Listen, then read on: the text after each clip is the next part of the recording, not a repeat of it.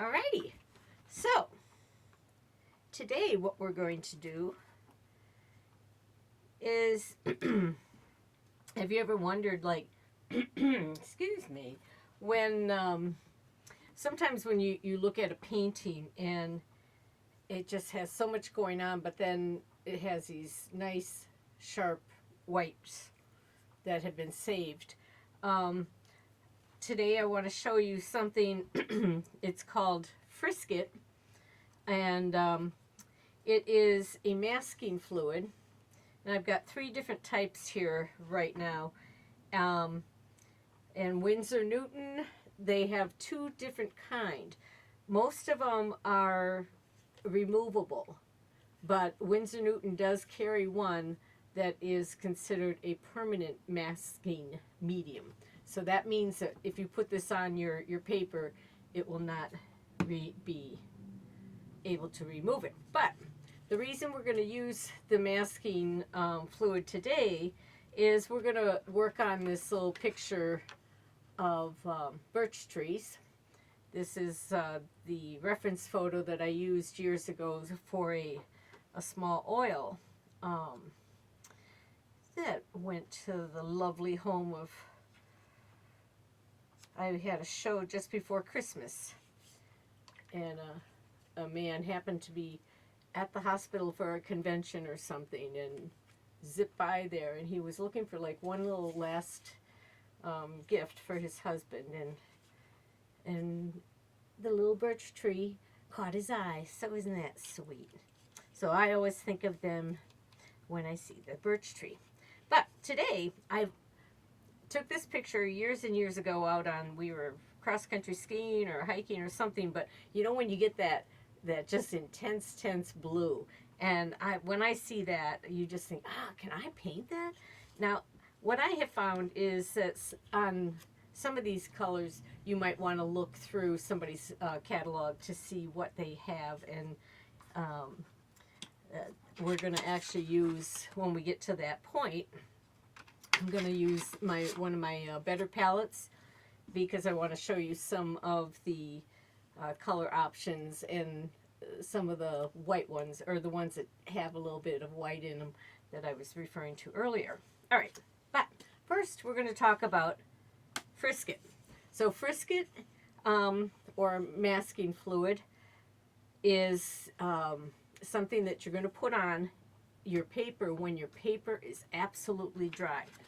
Don't try to put it on if it's even slightly damp, because the Frisket will kind of weave into that and weave into with the fibers and grab it, and the Frisket will not be removable. So you don't want to do this mid-painting. You know, let your painting dry overnight and come back in with your Frisket. But what happens is we can paint our areas, and we'll let that dry, and then any of the areas that we hit with the Frisket, the paint will not be able to go into those areas. So that would give us a chance to take something like this that has a lot of color in the background. I have the picture up over on the computer too, so but we're going to be focused mainly on the smaller view, or close-up view, so you can see what's going on. So after we put the Frisket on and everything's dry, we can go back in and we can paint freely without worrying about trying to keep that white edge. And then we're going to try a couple different things to use for blocking. Now, the reason I'm pulling out this little rubber cement pickup, these are handy to roll the Frisket off once we are done.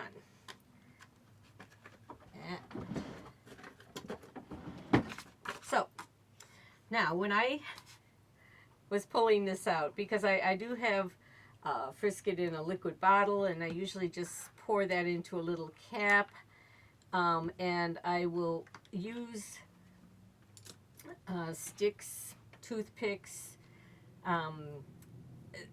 something that I'm going to be doing this wider tree base. So something like this wide, I might even take a piece of wood or a little strip of cardboard to help, because what we're going to do is just smear that on our paper, and anywhere that we do smear that, we're not going to have paint when we go to do our background. But we're going to block out the tree, let it dry, do our background, and let it dry, and then we'll finish off with the darker, putting our shadow, removing our frisket, and then bringing in the rest of our darks. Okay, got all that? Okay, we'll see. So anyway, I wanted to show you that you can get frisket in, this is a fine needle. I'm going to check to see if it is still viable. I always, especially if I know, and I know that I haven't used this for a bit, I will, let's go to the small camera, I will go to look inside, and I'll kind of see if there's some residue and gunk and whatever that my good frisket is going to catch up into. So now this bottle is quite a few years old, so, and I still have a lot of product in there. We're going to see when I'm ready to do the little branches. Let's see if things come out. Or maybe I'll just do a few branches to see if it's out now. The cap on this actually, yeah, see, it's dropping right out. So this is one of the manners that you can use friskets. See, actually, I'm laying out quite a heavy line on it. Now, some of the friskets will might remove your pencil, and that might be a good thing, or it could be a bad thing. It's depends on how much drawing you did, and if you did a lot of drawing, you might be a little upset. I'm going to just kind of use this one to put some of these more branches in. Also, if I lay this down and it's so a thick puddle, I can come in with something else and try to drag it out and move it around. So this is quite easy, but this bottle is also going to be on the more expensive line, and I just hit a clog, so we're not going to continue with that too long. Let's see. Well, if it loosens up, we'll be fine. Let's see what happens. All right, hopefully. Oh, no, I don't want to squeeze on that anymore. I will take time later, and I'll come take the cap off, and I'll come in with like a skewer or something and dig out the old stuff that has been drying up. I kind of, a lot of these, I store them the way I store paints. I store them upside down, because that's supposed to keep the oxygen out as much as possible. So let's move on to, this is a very affordable Liquitex masking fluid. You should probably be able to find this anywhere that they sell any of the other Liquitex products. So I have already shaken this up. Oh, another thing I want to mention is that if you think, oh, I want to use my paintbrush to apply the frisket, it's got to be a brush that you are willing to lose, because the frisket does not usually come off. But there are some people that will say, well, I just put soap on it first. And I actually thought I had brought I forgot to bring my soap. I'll be right back.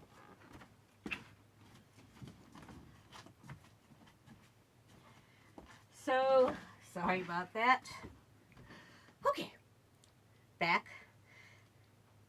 And I am going to try these two brushes,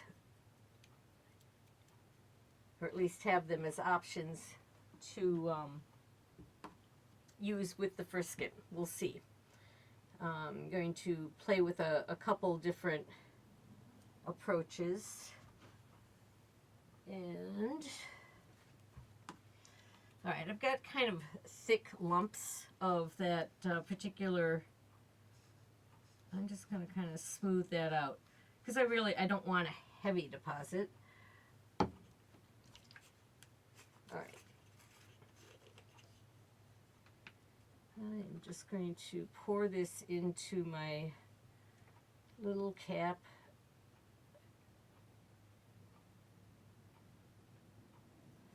You can see I've already got some. Keep it dry or keep it closed when you're not using it because it'll dry really, really quick. Now, the thing that you or people will mention, I think this is a good economical frisket, but some people will, I should probably sit down so I don't lean over so much. Oops. Well, here's something interesting. If you do this and get it all over, well, let's just finger paint that while we're already dirty. It'll come off your hands. Don't worry, it's not gonna do much of anything to you. So now we'll try a new finger painting. See, I could have a whole new. So, but now I have in the past, because of shortness of time, you don't want to keep frisket on for like a year. But I have, because it will age and it will just turn into a rock. So I don't really know. I think I've probably let it go for like a month at a time without any issues. But if it's something that I need a space from it, and I usually they go in the closet or they sit around for a while so I can just kind of figure out what I want to do with them. But oh, sorry, I started to focus on what I'm doing and I lost my train of thought.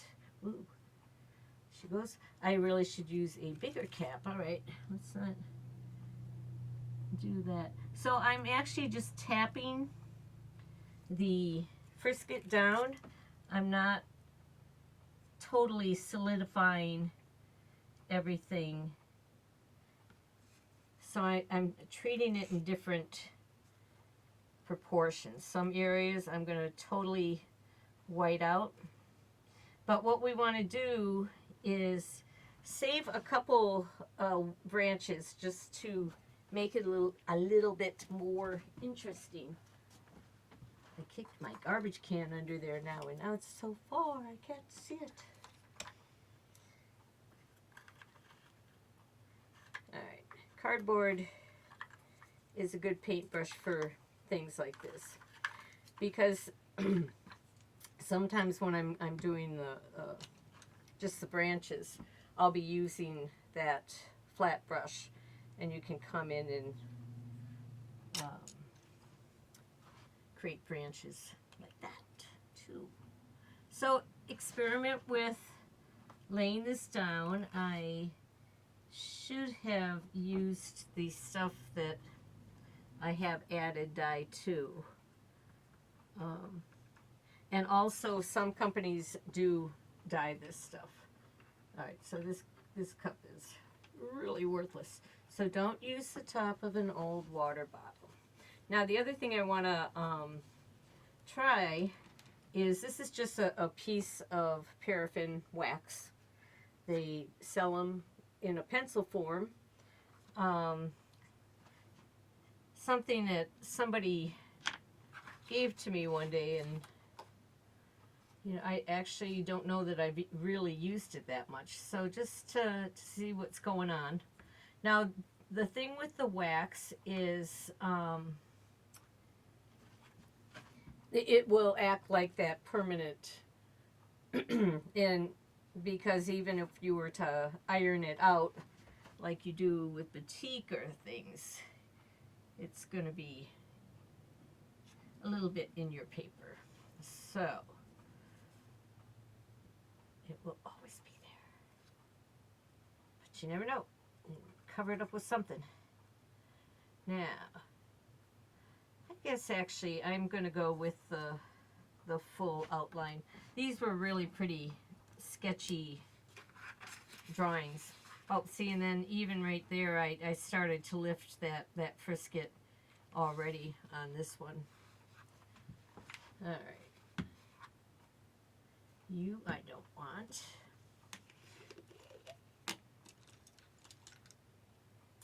All right. I'm going to try one of those brushes I did put into the soap first. And we'll see. Now when I brought extra water over here because if I am going to dip into water, which I am, because I want to remove this stuff as quickly as I can. Oops. See, I should sit down on my chair. I can lean back and see it better. But somebody put things on my chair. Deb. She's so hard to live with. Oh. Well, that's going to be cool because I put some of this on top of where I just put that wax. So we'll see what happens. And we'll give her a little spot to put her book on. So I'm just looking to see where I put the frisket by holding up the paper, and then I can see the sheen. And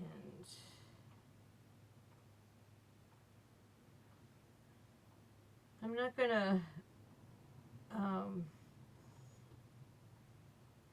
paint every branch. The main ones, it would be good because, well, actually it doesn't need to be because we're still going to come in darker than the sky. So yeah, you can be as spotty as you want or whatever you want to do. It's your painting. You do you.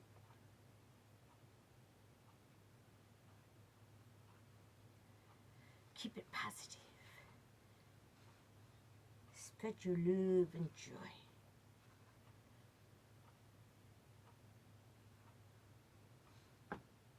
Sound like Cookie Monster. Oh, goodness. All right. Actually, a lot of this is kind of drying up just as quickly as... I don't think I'll need to take this outside. We'll just flap it around a little bit. And we'll see if the stuff is going to come out of our brush. All right. Well, maybe you can kind of see where I've put the... I'm seeing a color change of the... So, maybe you can see that, where I put the frisket. So, I'm going to see what happens if I feel like I've been able to rinse this out or not. This is really an old beater brush. When I first came to this area, I was doing murals in people's homes, and this guy did a lot of painting apparently.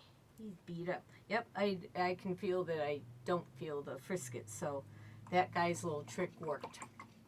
But as you can see, I didn't put the brush down, go get a cup of coffee, and then say, oh, I don't recommend leaving your brush in water, but if it is something you just use with frisket, and as you can tell, here we'll look at this down overhead. You know, I've got a couple little ginders hanging on there.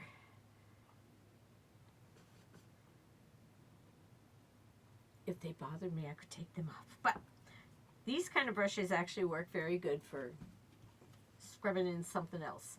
So I'm happy enough with this, but if I wasn't going to be able to get it cleaned right now, I would just leave it kind of in the water, but not long. Now, welcome back. I have a dried Frisket on my watercolor paper now. And while I was waiting for that to dry, I made a second one so we can have a little bit more experimentation. So my first move is I'm going to give myself just a little bit more of a surface to hang on to. So I do have the Frisket running off to the side or off the edge of the paper, even though I could have stopped to that line. So I am keeping the little brackets off of that. Oh, sometimes I stretch these little guys out when I put them on too thick of a board. And that one is stretched out. All right, so what are you going to be? You need to be on something too. Oh, let's put you on our little clipboard. So I am going to be clipping a little bit on a little area that is Frisket, but we'll see what happens. All right. The important thing with your Frisket was that you put it on totally dry paper. You don't want to have already spritzed and started laying something. If you have done that and you want to block out some areas, whatever it is that you've done, just make sure you've let it really, really dry, because well, you'll learn a lesson if nothing else. You'll go, oh gosh darn it. But you know, I was talking about the don't let the Frisket dry or stay on your painting too long, and you know, you don't always intend to leave your painting that long. You think, oh, I'm going to pick this up tomorrow, and I'm going to work on this again, and everything starts happening, life, and it just gets kicked to the side. So if I have something with Frisket, I try to make sure I write on my calendar that I stuck the Frisket on this day, and then I can, depending on the weather or whatever, I might take a look at that and go, but I have had a few that I thought, oh, there's no way that stuff is coming off, and it had no issues. That's another one I just haven't gotten back to. All right, but what we're going to do today is I just want to show you how much fun you can have, like, with your background, and we're going to go for that nice, rich, intense blue. And we have, these were all taken on the same day, well, the same tree. But I love those rich, rich blues that you see on particular days. I'm going to use my bigger pan that I showed you. And this one, as I said, I have a lot of, like, different mixes. I have Holbein, I have Daniel Smith, I have Blick, I have Winsor Newton, oh, who else is on here? Not Degas, what is that? Sorry, blanking. Anyway, I'm going to start with a color that is very close to this, and this is the Daniel Smith Verditor Blue. And I'm just going to see. I put some of that wax on there, and you can't really, it's hard to see, so it's going to be fun to see what it looks like once we actually end up putting some color on. So I'm going to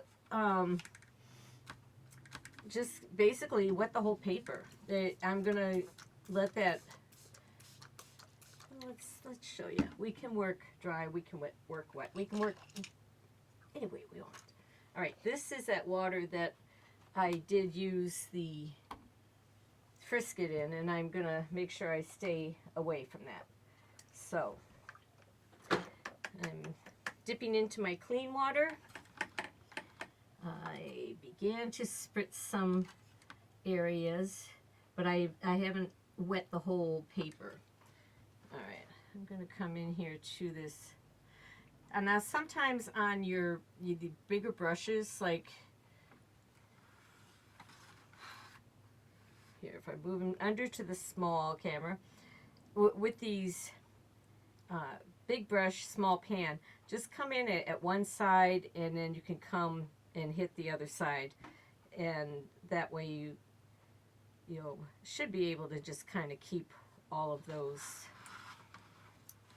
And here I started hitting that, and if I'm on the small camera, you didn't even get to see it. All right, let's just move this off. But as you can tell, this is a really just a nice color shade of blue. And if it's not strong enough the first time, let it dry, give it another layer. Play with the different colors. You don't have to keep it just the one color blue. Mix it up a little bit.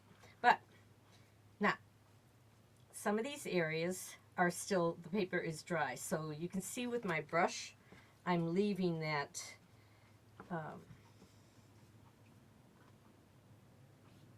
that square look, as opposed to over here we had more water that I had begun to spray. Now I'm putting this stuff on thick. I don't usually paint anything this thick.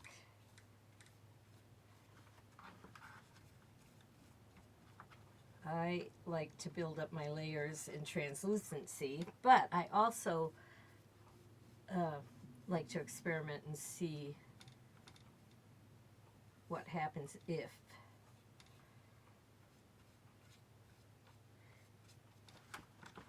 So you do you. Let's see how I'm this is called dry brushing, when I'm kind of just, I don't have a lot of moisture on this brush anymore. I just have mainly pigment.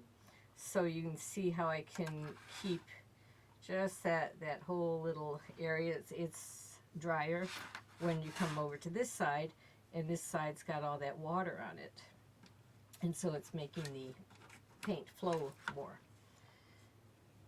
Alright, just going to dip into my water. I've already got paint on my brush. Just going to smooth that out.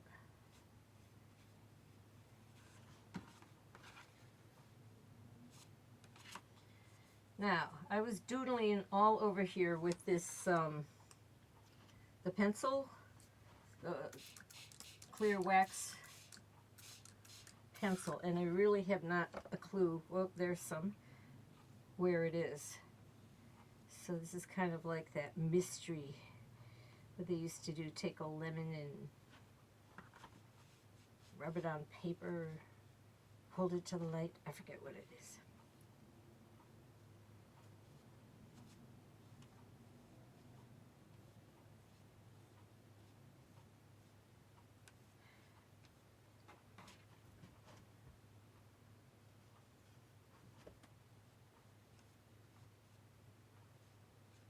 Oh, that's right. I forgot that I'm like, what are those round things?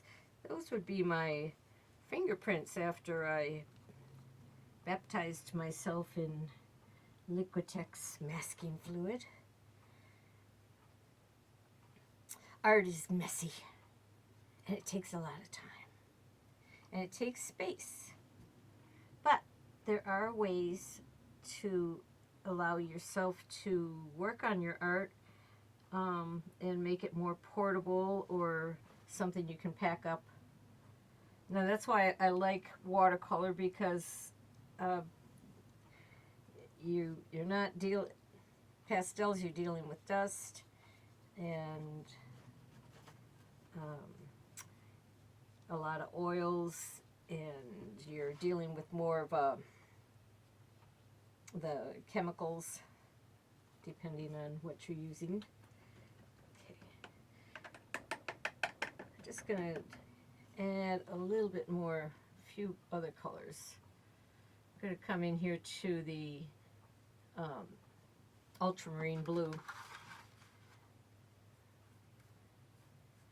This was what I was talking about, how usually, like, when I just had this and I had those little mixing pans, I tend to, when I scoop up some paint, I usually kind of blot it out on my palette so I can see. It shows me what the strength is, and sometimes I'm like, oh, that's way too much, and I might just go ahead and even spritz right in my pan to lessen that. Now, this particular pigment is actually a Dick Blick, and so it's less expensive than some of the other brands, but as you can see, it's just got a great intensity, and this is one of their, it's the French ultramarine. Sometimes the ultramarines, they might say ultramarine blue tint, or no, not blue tint, red tint or green tint. So there again, it's just kind of experimenting with what appeals to you. Now you can keep adding more and more paint to these as in whatever colors you want. Also, I have a pigment here that I just added to it. It's the Cobalt Violet, and this one is Winsor Newton's. It's a really nice, rich cobalt violet. Now, certain colors, you buy them for that color.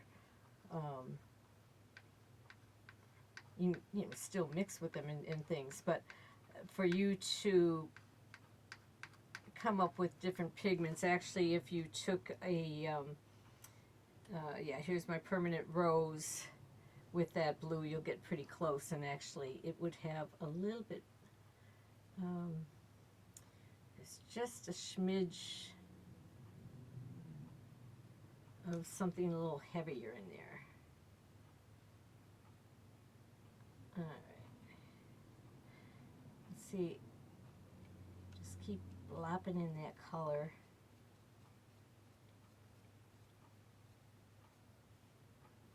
Or you can make it as solid as you want.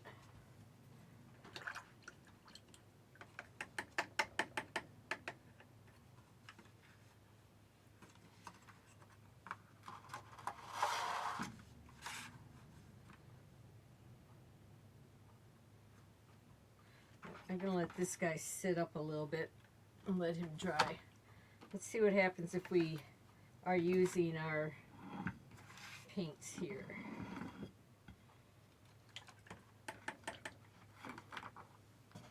I like to look at the color chart when I'm working and have it available. Kind of allows my eye to begin mixing. As you see, I'm just going to be spreading my water on here very quickly. I did came right out of my cleaning bucket, but as you can see, the water is still clear. The second dip I grabbed clear water, but this side, that water came from my, so it might look dirty, and sometimes people will use their dirty water as something to neutralize. And let's bring these photos back over to this side. Getting lost amongst the brushes. Alright, I think what I'm going to start with is giving myself a rag.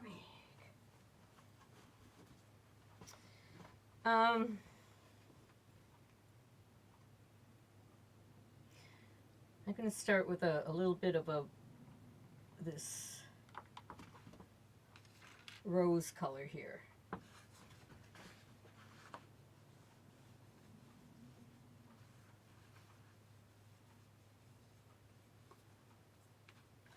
So we're not trying to make masterpieces right now. We're just learning different techniques. Now you have two different ways you can treat this. This is like process printing, when you can think of it that way, because this is basically process red.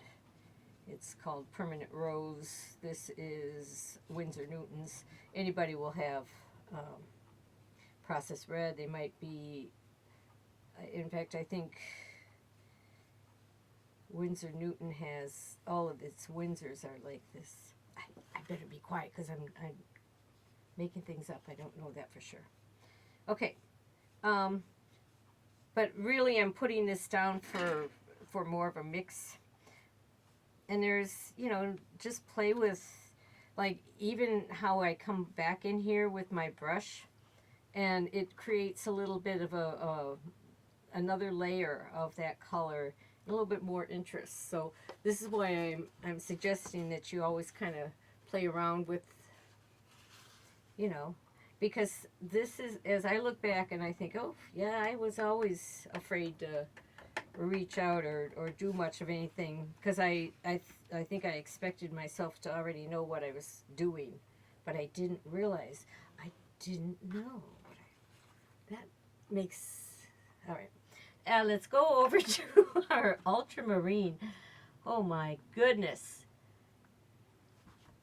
All right, I really kind of like that, and I almost want to let that dry, but I'm gonna just see what happens if I come in here with a little bit more. Where is that?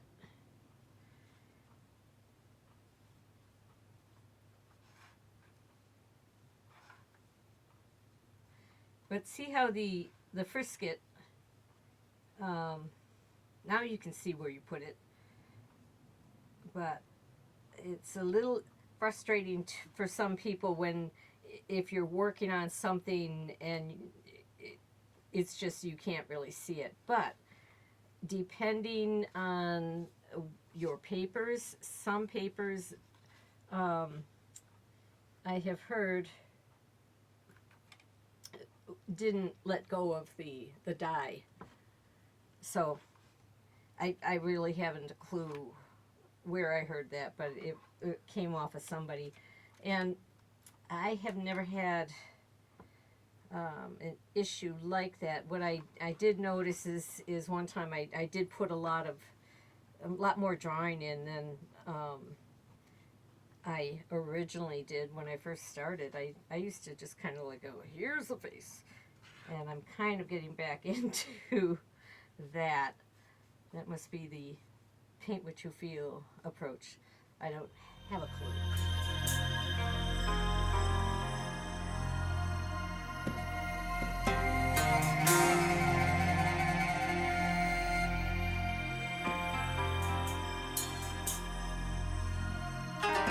Okay, so welcome back. So we have 2 layers of paint on our watercolor with the frisket, and this one also has 2 layers of paint.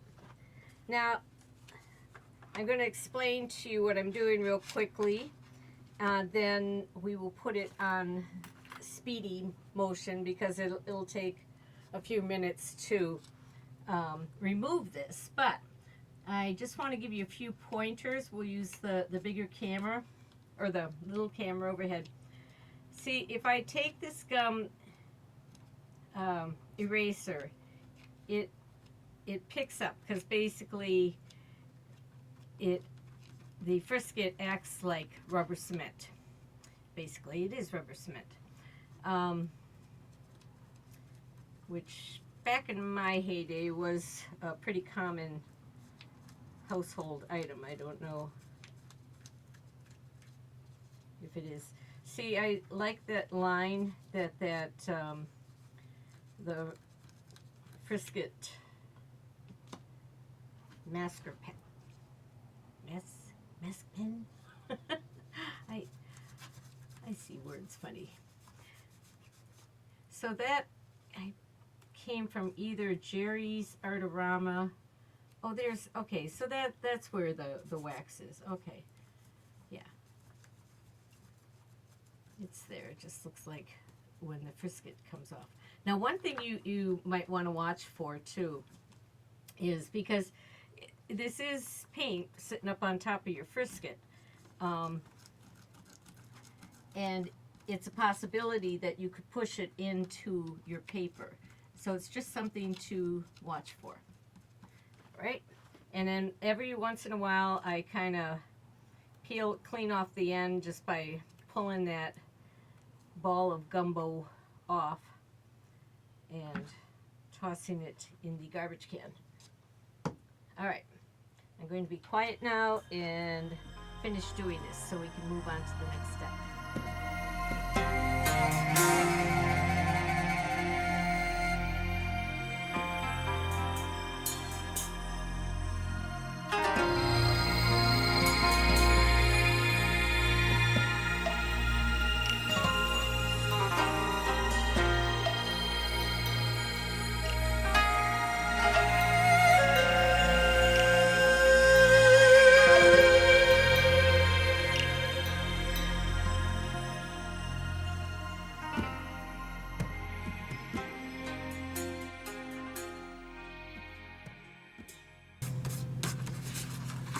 So at this point, I can just begin to add my shadows for the tree, but it's a fun way to cover up that part that you still want to stay white, and then allow you to do things in the background or build up the layers or add more color.